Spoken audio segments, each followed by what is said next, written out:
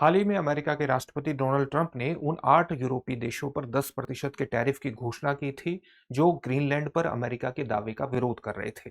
ये 8 यूरोपीय देश कौन-कौन से थे? Norway, Finland, Sweden, Denmark, Netherlands, Britain, Germany और फ्रांस। 8 यूरोपीय देशों पर 10% के टैरिफ की घोषणा की थी और ये कहा था कि अगर ग्रीनलैंड को लेकर के किसी प्रकार की सहमति नहीं बनती है, अमेरिका को ये नहीं मिलता है, इसकी खरीदारी नहीं होती है, तो इन 8 यूरोपीय देशों पर जून 2026 से 25% का टैरिफ लगाया जाएगा। अब अमेरिका ने इस निर्णय को वापस ले लिया है। डोनाल्ड ट्रंप ने घोषणा कर दी है कि जिस तथाकथित ग्रीनलैंड टैरिफ की उन्होंने घोषणा की थी, वो वापस लिया जाता है और उसका कारण उन्होंने ये बताया है कि नाटो के प्रमुख के साथ एक सहमति बनी है। ग्रीनलैंड को लेकर के जो फ्यूचर डील होगी, उसका फ्रेमवर्क क्या होगा, उस फ्रेमवर्क पर एक सहमति बनी है। लेकिन जो इसका सबसे बड़ा कारण नजर आता है, वो कहीं ना कहीं नाटो का अमेरिका के लिए महत्व जो स्थापित होता है, उसको लेकर के आता है। नाटो को लेकर के हाल ही में अमेरिकी राष्ट्रपति डोनाल्ड ट्रंप के द्वारा कुछ ऐसे दावे किए गए थे जिन दावों में सच्चाई नहीं है। किस प्रकार से सच्चाई नहीं है, ये जानना आपके लिए बेहद इंपॉर्टेंट है, उस पर हम बात करेंगे। लेकिन उससे पहले इस बात को ध्यान में रखिएगा कि दृष्टि संस्थान ने आपकी जीएस की तैयारी को पूरी तरह से कराने के लिए आप घर बैठे ही जीएस की तैयारी करें, इसको ध्यान में रखते हुए एक कोर्स लॉन्च किया था जिसका नाम है GS studio foundation live online course.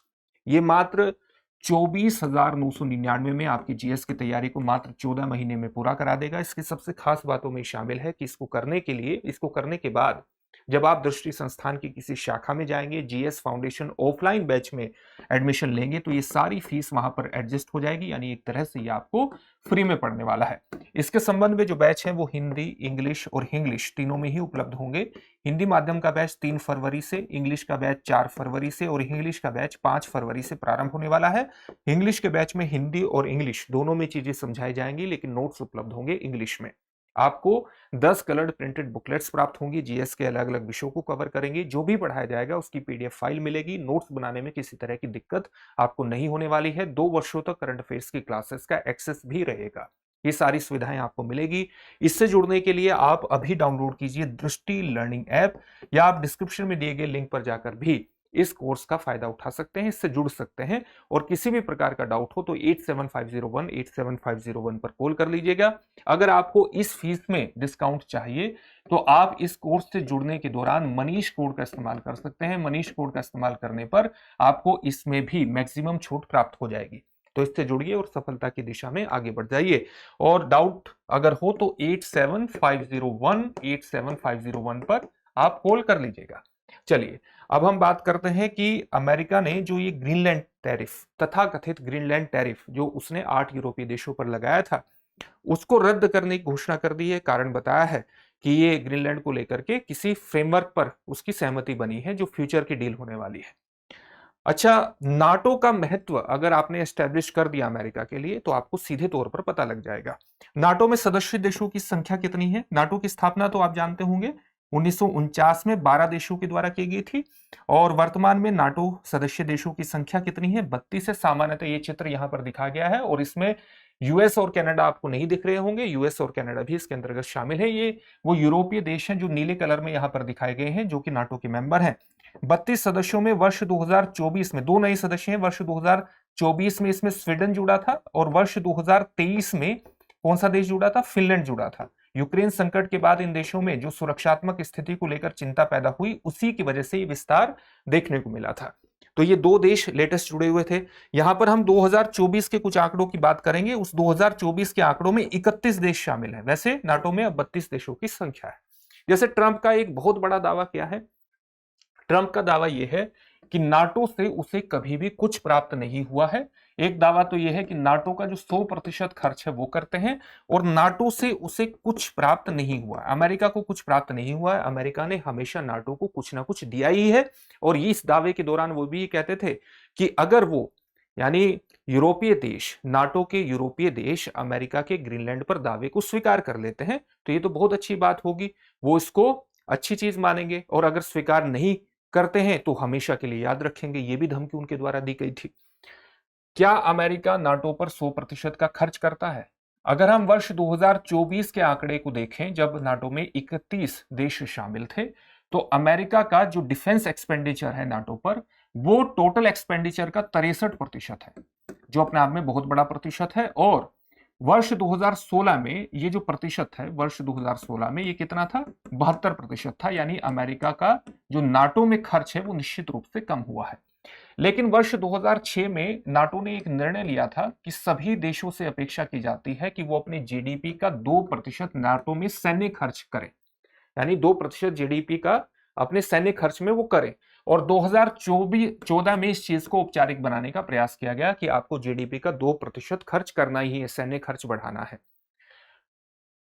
अभी तक अगर आप वर्ष 2024 के आंकड़े को देखें तो 31 में से 32 देश हैं, लेकिन 31 के आंकड़े हम देख रहे हैं, 18 देश ऐसे हैं जिनका जो खर्च है वो जीडीपी के 2% पर पहुंच गया है।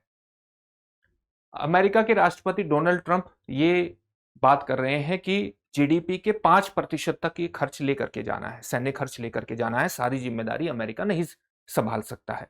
अब वास्तविक स्थिति देखने का प्रयास करते हैं। अपनी जीडीपी के प्रतिशत के रूप में नाटो में सबसे ज्यादा योगदान किसका है, जीडीपी के प्रतिशत के रूप में हम बात कर रहे हैं, वो है पोलैंड का। पोलैंड का कितना है, पोलैंड का योगदान है 4.48%।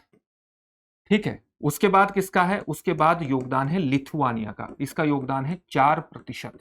तीसरे नंबर पर योगदान किसका है, लाटविया का योगदान है, उसका प्रतिशत कितना बैठता है, उसका प्रतिशत बैठता है 3.73%। अमेरिका का प्रतिशत कितना है, अमेरिका का खर्च है 3.22% जीडीपी के। तो अमेरिका अपने आप में, और ये कोई इसमें आप ये मत मानिएगा कि चौथे नंबर पर बताया गया है तो चौथे नंबर पर, ये छठे नंबर पर है नाटो के मेंबर्स में खर्च करने पर, अगर जीडीपी के प्रतिशत के रूप में देखें। बस अंतर यह है कि इसका यहां 63% इसलिए आ जा रहा है क्योंकि अमेरिका की जो इकोनॉमी का साइज है वो लगभग कितना है, वो लगभग 3 जो आईएमएफ का लेटेस्ट डाटा है वो 30.625 ट्रिलियन डॉलर है।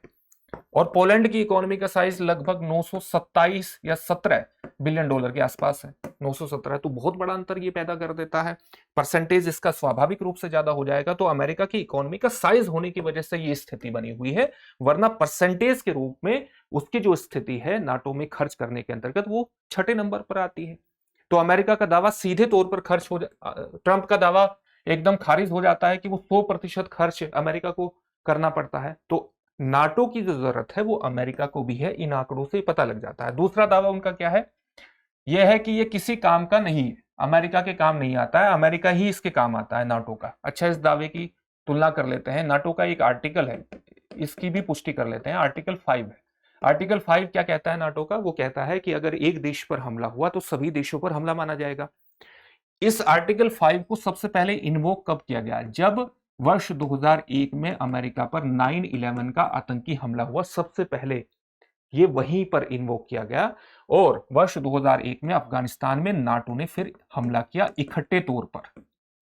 और वर्ष 2011 तक नाटो की जो फोर्सेस हैं वो अफगानिस्तान में उनकी संख्या 1 लाख तक पहुंच गई थी।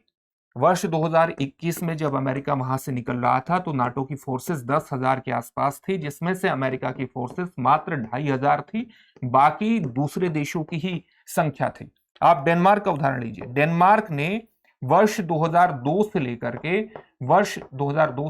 वर्ष 2014 तक नाटो में अफगानिस्तान में 18,000 सैनिक भेजे और इस दौरान उसके 43 सैनिक मारे भी गए। तो ये डेनमार्क का योगदान नहीं है। तो डेनमार्क भी सदस्य किसका है, नाटो का है, अमेरिका भी नाटो का सदस्य है। और इन दोनों के बीच ये फ्रिक्शन पैदा होना वस्तुतः नाटो के आर्टिकल 5 को डायरेक्ट प्रभावित करता है, जो कि इसका एक बुनियादी आधार है। क्योंकि नाटो के भीतर ही अगर तनाव हो जाएगा, एक देश दूसरे देश पर हमले के जैसी स्थिति में आ जाएगा, तो फिर इस आर्टिकल 5 का कोई औचित्य ही नहीं रह जाता, जो कि दूसरे देशों से सुरक्षा के लिए, एक सामूहिक सुरक्षा के लिए गढ़ा गया था। तो इसलिए नाटो में एक फ्रिक्शन पैदा होता है और ट्रंप का दावा खारिज होता है। और नाटो का ये जो महत्व है अमेरिका के लिए, इसको कहीं ना कहीं डोनाल्ड ट्रंप भी समझते हैं। और यही कारण है कि उन्होंने जो एक तथाकथित ग्रीनलैंड टैरिफ की शुरुआत की थी 8 यूरोपीय देशों पर, और ये कहा था कि फरवरी से ये लागू हो जाएगा, उसको उन्होंने वापस ले लिया है। हालांकि ये जो 8% का टैरिफ लगाया था और वो जो ग्रीनलैंड पर लगातार दावे कर रहे थे, उन दावों पर यूरोपीय संघ की या यूरोपीय देशों की जो प्रतिक्रिया थी, नाटो की यूरोपीय देशों की जो प्रतिक्रिया थी, वो प्रतिक्रिया भी अपने आप में बहुत तीव्र प्रतिक्रिया कह सकते हैं। किस तरह की प्रतिक्रिया थी, जैसे उन्होंने यूरोपीय देशों ने, कुछ देशों ने मिलकर के एक ऑपरेशन चलाया, ऑपरेशन आर्कटिक एंड्योरेंस। ये कहीं ना कहीं यूरोपीय देशों का कहना था कि नियमित गतिविधि है, लेकिन ट्रंप द्वारा ग्रीनलैंड पर दी जा रही धमकियों के बीच इसका विशिष्ट महत्व स्थापित हो जाता है। जिन 8 देशों पर ये टैरिफ लगाने की घोषणा की गई थी, Norway, Finland, Sweden, Netherlands, Denmark, Britain या यूनाइटेड किंगडम, फ्रांस और जर्मनी, इनकी सेना तो शामिल थी। रिपोर्ट ये भी थी कि कनाडा की सेना भी ग्रीनलैंड पहुंची थी इस ऑपरेशन आर्कटिक एंड्योरेंस के लिए। साथ ही हाल ही में यूरोपियन यूनियन ने यूरोपियन पार्लियामेंट ने एक महत्वपूर्ण निर्णय लिया और उसने यूएस के साथ जो उसकी ट्रेड डील होने वाली थी, उस ट्रेड डील को क्या कर दिया, स्थगित, सस्पेंड कर दिया। तो यह भी एक महत्वपूर्ण कदम था उसका। लगातार इस प्रकार के कदम उठाए और यूरोप ने एक व्यक्तिगत तौर से भी, डेनमार्क ने तो लगातार उसका विरोध ही किया है। ग्रीनलैंड पर दावे का अमेरिका का ये कहा है कि ग्रीनलैंड बिल्कुल भी बिकाऊ नहीं है, हालांकि हम बातचीत करने के लिए तैयार हैं। अमेरिका के राष्ट्रपति ने भी हाल ही में डावोस में कहा था कि हम इसको बाय फोर्स नहीं लेंगे, लेकिन हम लेंगे, भले ही बाद में उन्होंने अपनी बातचीत का जो रवैया है वो बदला हो। तो यूरोपीय देशों द्वारा भी लगातार इस पर गंभीर प्रतिक्रिया अभिव्यक्त की गई थी। ग्रीनलैंड के ज्योग्राफिकल और स्ट्रेटेजिक पॉइंट जो इंपॉर्टेंस है उस पर हम कई बार बात कर चुके हैं। आप ये जानते हैं कि यह उत्तरी अमेरिका से यूरोप जाने वाला एक सबसे आसान, तेज गति से जाने वाला मार्ग है। साथ ही जलवायु परिवर्तन के कारण जो रूस और यहाँ की जो बर्फ है नॉर्दर्न सी रूट की, ये पिघल रही है और ये 12 मासी रास्ता भविष्य में हो सकता है। आर्कटिक सर्कल की बर्फ अगर पिघल रही है तो यहाँ पर बहुत ज्यादा खनिज संसाधन होने के साथ साथ प्राकृतिक गैस के भंडार भी हो सकते हैं। तो अमेरिका उन पर भी कब्जा चाहता है। अमेरिका का एक तर्क ये भी है कि अमेरिका की जो रूसिया की पनडुब्बियां हैं वो इस क्षेत्र में फ्रिक्वेंटली मूव करती हैं, तो उस पर नजर रखने के लिए जरूरी है। साथ ही ये एक महत्वपूर्ण हवाई रूट होने के साथ साथ मिसाइल मार्ग भी हो सकता है।